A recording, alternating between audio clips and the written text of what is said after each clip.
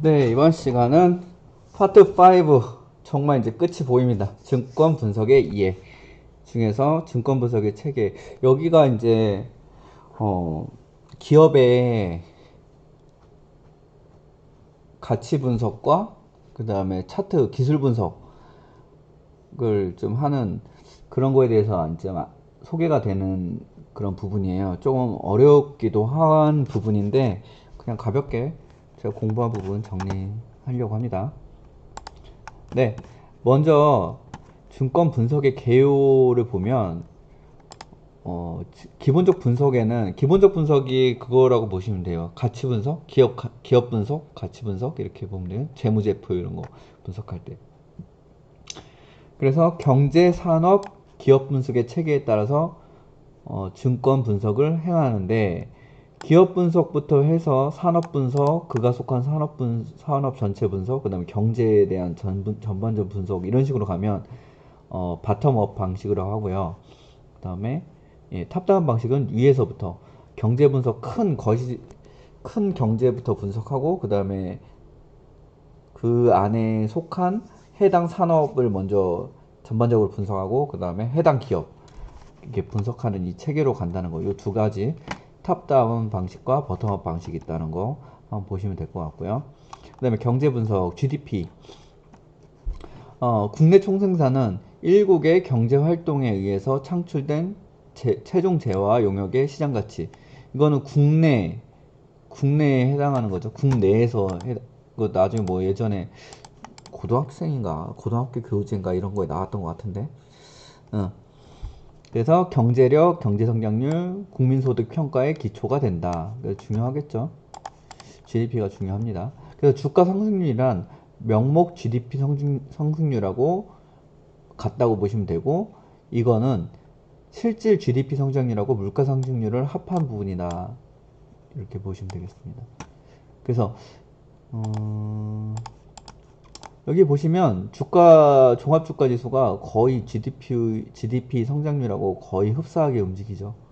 그래서 이걸 봤을 때 주가 상승률은 명목 GDP 성장률하고 비슷하다. 그리고 GDP 성장률을 구할 때는 실질 GDP 성장률하고 물가 상승률을 더한 것으로 산출한다. 이 정도로 정리하시면 되겠습니다. 자, 이자율과 주가는 이자율, 이 금리죠. 이자율은 다른 말로 하면 금리라고 보시면 되는데 굉장히 금리만 잘 알아도 뭐 투자에 성공한다 이런 말이 있는 것 같은데, 네. 자, 가장 중요하게 고려된답니다. 시중 이자율 수준. 이 금리 하나로 인해서 엄청나게 변동이 되죠. 시중 금리가 오를 거라고 예상되니까 막 주가가 엄청나게 하락한다든지 이런 게 있죠. 일정 부분 이상 올라가면 은행에 넣어두는 거에 보다 은행 그 뭐지? 은행 이자율보다 투자 수익률이 더 낮을 수가 있기 때문에 금리가 올라가면 올라갈수록 주가는 하락한다고 보시면, 좀 많이 하락했을 때, 많이 올라가 있을 때가 이제 거의 그렇게 되는 거죠. 상승 초기에는 좀 이자율 상승 초기에는 주가도 같이 동반하는 경우도 있는데 어느 정도 이상 올라가면 그다음에 주가가 이제 꼬꾸라지는. 그래서 여기에 이렇게 나와 있네요. 시중 금리에 뭐 또 완벽하게 뭐 일치한다고 보긴 뭐 되게 경제 변수가 많기 때문에 뭐 이자율 상승한다고 무조건 주식 가격이 계속 뭐 하락하는 건 아니지만 어쨌든 이제 큰 흐름으로 봤을 때는 이런 흐름을 보인다. 시중금리가 영향을 미치는 요인, 투자자의 소비에 대한 시세 시차 선호도. 이자율이 높을수록 미래의 선호도가 높아져서 현재 소비를 주고 저축을 늘린다. 그렇게 되겠죠. 그러면은 이제 시중에 뭐라고 하지? 유동성이 이제 줄어들면서 예, 돈이 순환하지 않으니까 좀 주가 하락을 할 수 있는 그런.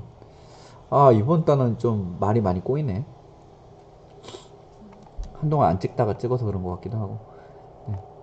자, 이자율이 낮을수록 반대로 자금 수요가 많아진다. 기업의 입장에서는 이자율이 낮은 게 대출을 받아서 투자하기도 아니, 대출 받아서 뭐 설비 투자나 이런 것들을 하기도 좋으니까 그런 것 같습니다. 자, 국민 청소년이 증가하면 기업의 투자와 가계 소비를 증가할 의미로 시장 이자율 상승을 이끈다. 이거는 이제 국민 총생산과 시중 이자율, 금리에 대한 그 내용이고요. 그 다음에 정부의 재정 금융 정책에 따라 다르죠. 정부가 이제 금리를 올려버리면, 이제 문제가 될 수 있겠죠. 문제가 된대. 그러면 이제 주식시장에 영향을 미치겠죠. 그 다음에 기대 인플레이션. 자, 인플레이션이 증가하면 시중금리가 상승한다고. 지금 요즘에 뉴스에 이런 부분 굉장히 많이 나오는 것 같아요. 유튜브 강의에서도 그렇고. 잠깐 이거 보면요. 주가지수와 금리 봤을 때 종합주가지수가 이렇게 올라갈 때는 이거 뭐지? 이게 금리인가? 이게 금리겠죠, 아무래도? 아닌데? 회사채 수익률이네. 이건 금리고. 자, 종합지수가 올라갔을 때 뭐야 이거? 이건 종합주가지수고, 이건 금리고, 이건 회사채 3년물이고, 이 회사채 채권금리, 이건 채권금리인데? 아무튼 넘어가겠습니다. 이거 별로 이렇게 좋아 보이는 그거 같진 않은데, 좀 차라리 이 금리표를 놔두면 좀 이해가 되겠는데 회사채 수익률로 하니까 어쨌든 채권과 주식과는 조금 역의 그런 상관을 갖고 있다, 반대의 상관을 갖고 있다, 이렇게 보면 될 것 같습니다. 자, 인플레이션 중요하죠. 명목 수익률과 실질 수익률, 이거 문제로 나왔던 것 같은데 이거 좀 알아두세요. 자, 명목 수익률은 뭐냐? 인플레이션에 의한 화폐 가치 변동이 고려되지 않은 현금의 흐름부터 계산된 명목 투자 수익률을 의미한다. 자, 인플레이션을 빼지 않고 그냥 합산한 거죠. 그래서 요게 실질 이자율하고 기대 인플레이션까지 그냥 합쳐버린 거라고 보시면 되겠습니다. 그래서 요게 핵심입니다. 인플레이션에 의한 화폐 가치를 고려하지 않은 명목이라는 거는,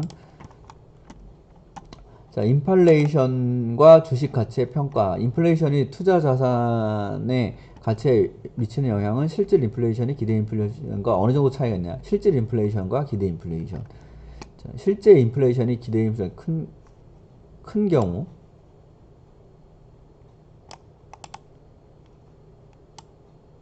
자, 이것만 보겠습니다.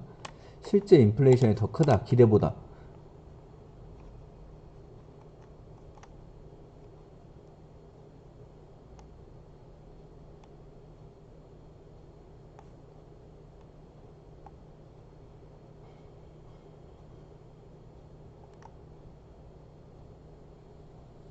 자, 실제 인플레이션이 더 기대 인플레이션보다 컸을 때는 채권을 가진 자는 손실을 보게 되고 채무자인 기업이나 개인이 이득을 보게 된다는 얘긴.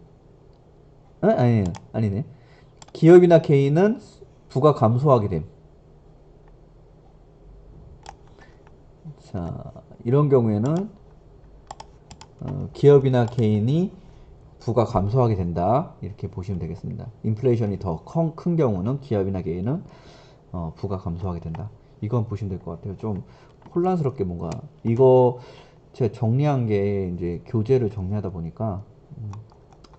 나 인플레이션 해지에 대한 평가. 전통적으로 투자 대상으로 주식은 인플레이션의 해지 능력이 있는 것으로 믿어왔는데, 그쵸. 인플레이션 되고 있으면 현금으로 들고 있는 가치가 떨어지기 때문에 투자, 주식에 투자하거나 뭐 채권에 투자하거나 이렇게 되는 거죠.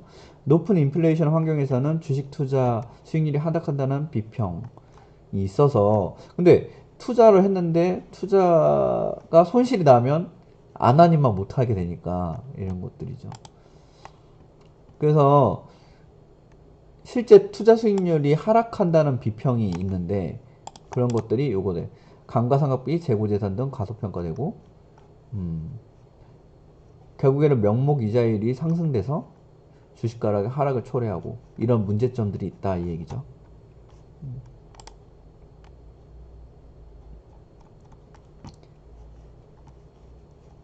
이거는 표가 있길래 하나 넣어놨는데 좀 잘 이해는 안 가네요.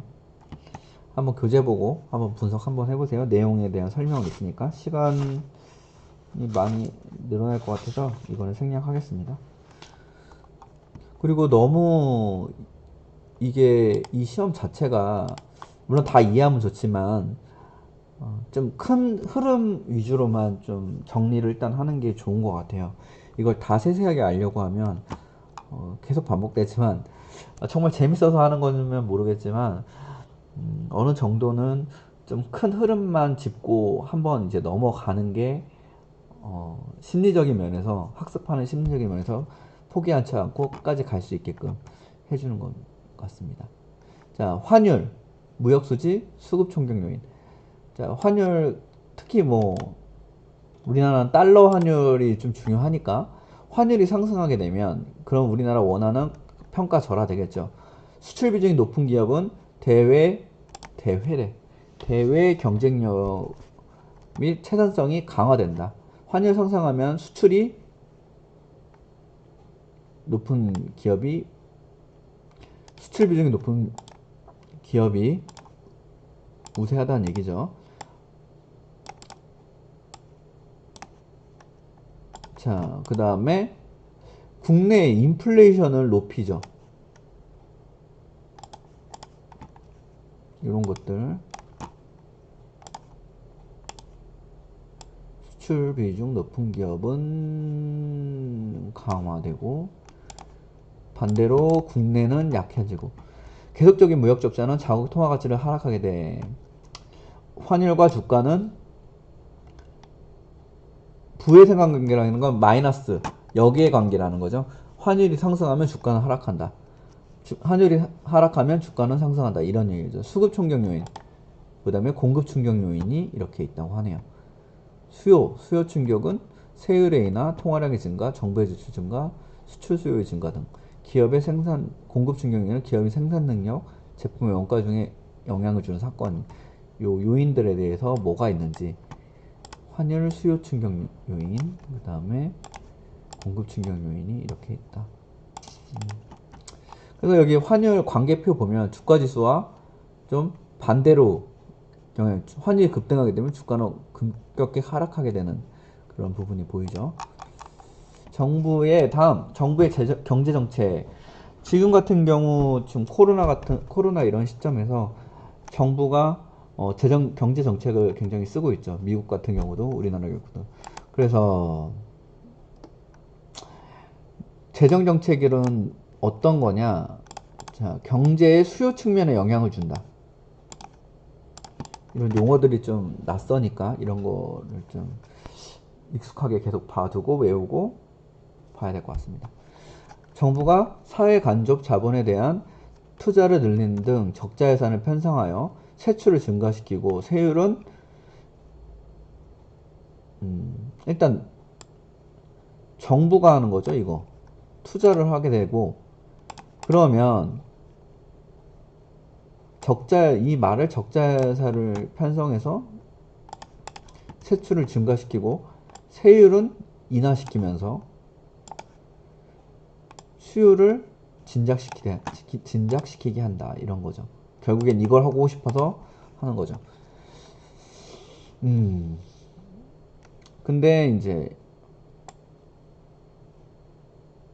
자, 이자율을 상승시키는 시중에 돈이 풀리니까 이자율을 상승시키게 되는 요인이 될 수 있는데 이거를 또 이제 재정을 풀어버리니까 금융에서 또 금융정책도 할 수도 있겠죠.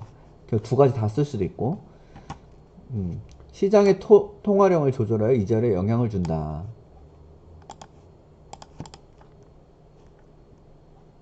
통화량이 여기 통화 공급을 증가시킨 거 재정 정책이. 근데 시중 이자율을 이거 좀 이상한데?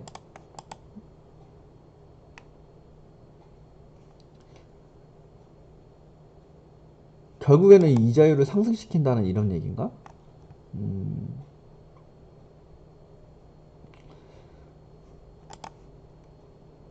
이게 의미가 잠깐만요. 이게 좀 정부 차입을 증가시키는 재정 적자가 요 투자의 반대 입장인 것 같아요. 그래서 어쨌든 이거는 재정을 막아버리면 재정을 풀지 않고 반대로 흡수시키게 되면 이자율을 상승시키는 효과를 작용한다 이런 의미 같아요. 이것도 이제 시장 통화량 조절을 위해서 조절을 통해서 이자율을 상승시키고 이자율을 상승시키거나 하락시키고 이렇게 하겠죠. 통화 공급 증가, 시중 이자율 하락, 돈이 많이 풀리니까 저축을 안 한다는 얘기죠. 투자와 소비 수요를 증가, 물가 상승 유발. 반대의 경우는 상략하겠습니다. 반대로 생각하시면 될 것 같아요.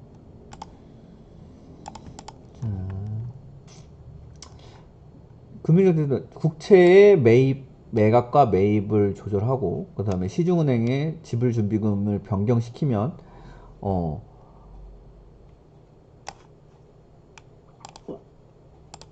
이거 시중은행이 지불준비금이라는 거는 뭐 몇 퍼센트씩 그 자기 자본의 얼마씩을 비축하라는 건데, 이걸 늘리게 되면 돈을 회수를 해야겠죠. 그러면 시중은행들이 이제 돈을 이제 대출을 막고 대출금을 회수하는 이렇게 해서 돈을 마련하기 때문에 통화량을 줄이는 역할을 하게 되는 거죠. 뭐 이런 것들.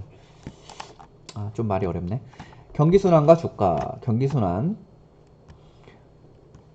자, 경기 회복되기 전. 그 다음에 경기 회복 시기. 다음 경기 정점 이후. 자, 회복되기 전에는 뭐 이 부분이겠죠. 회복되기 전에는 매출액과 재고가 불황 수준에 머물러 있고 상당한 초과 설비 능력이 존재한다. 이제 물건이 안 팔리니까 재고 쌓이는 거죠. 자, 통화당국은 이제 이럴 경우에는 통화량을 증가시키려 했죠. 소비를 이제 진작하기 위해서. 그래서 신용 조건도 완화하고 이자율을 하락시켜요. 그러면 사람들이 돈을 대출을 받거나 이러기가 더 수월해지고 더 많은 소비를 하게끔 하는 거죠. 자, 그 다음에 이제 그렇게 하다 보니까 점점 경기가 회복되면 매출액이 상승하기 시작하고, 그 다음에 이익에 대한 기대가 호전됨에 따라서 생산 능력이 증대되거나 고용이 증대된다. 그 다음에 근로자의 소득이 증가하고 개인 소비 지출이 늘어나 경제가 확장된다. 그 다음 이러다 보니까 이제 생산을 이제 더 늘려버리는데 어느 순간부터 팔리지가 않아. 그렇게 되면 일단은 최고조에 달하는데 최고조에 달하면 이제 꺾이기 시작하겠죠. 생산 요소의 수요는 가격과 임금의 압박을 가한다. 이제 점점 인플레가 발생하면서 생산 이런 비용들이 그 원가들이 막 계속 올라가니까 제품 가격도 올라가고 그러다 보니까 실제적으로는 임금은 별로 안 오르는데 가격은 올라버리니까 점점 안 팔리기 시작하는 거죠. 그래서 이로 인해서 이제 경영자는 점점 대출을 많이 받게 되고 점점 안 좋다 보니까 점점 생산 감소하고 근로자 줄이고 이제 구조조정 같은 이런 상황을 맞게 되는 거죠. 그래서 요 호황 국면, 불황 국면 이런 거 한번 봐주시면 되겠습니다.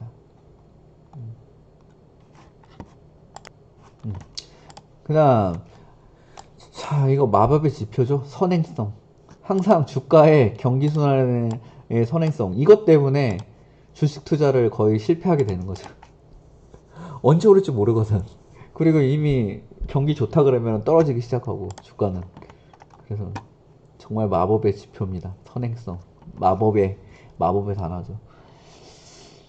자, 경기 예측의 방법. 실사조사에 의한 예측. 설문에 의해서 정부 부문, 기업 부문, 가계 부문으로 나누는데 제일 중요한 거는 이 기업 부분에 대한 이 설문이 좀 많이 중요할 것 같아요. 그래서 기업 실사지수 BSI라고 하는데, 경기 변동을 좀 민감하게 하는 게 아무래도 기업이 제일 빠르기 때문에. 근데 이제 이거에 대한 이제 장단점이 있는데, 경기 변동을 파악하는 데는 도움이 된다. 단 속도나 진폭은 판단할 수 없다. 이게 단점이죠. 100을 기준으로 해서 100을 초과하면 경기 상승, 미만이면 경기 하강 국면으로 판단한다. 뭐 이렇게 단순하게 뭐 숫자로 판단해서 알 수 있으면 좋긴 하겠지만, 네, 실제는 많이 다르겠죠. 여기 이제 나왔네요. 실제 경기 상황보다는 과소 또는 과대 예측된다는 한계점이 있다. 이렇게 보면 됩니다. 그래서 이 구하는 식은 상승 응답수 마이너스 하락 응답수 나누기 전체 응답수 곱하기 100에 100을 더하는 거죠. 뭐 이거는 간단하니까 이런 식은 외워둬야겠죠. 계산하기 문제로 나오기 좋고. 그래서 경기 종합 지수에 의한 예측이라는 게 있는데, 이거는 이제 뭐 10가지 선행 지표, 그 다음에 8가지 동행 지표, 6가지 후행 지표가 있다. 요 정도만 알아두시면 될 것 같아요. 이걸 다 밑에 세세하게 다 외우기엔 너무 어려울 것 같고.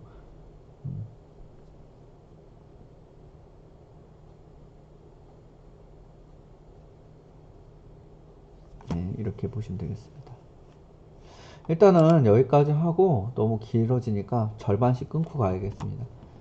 네, 이어서 뒷부분 하도록 하겠습니다.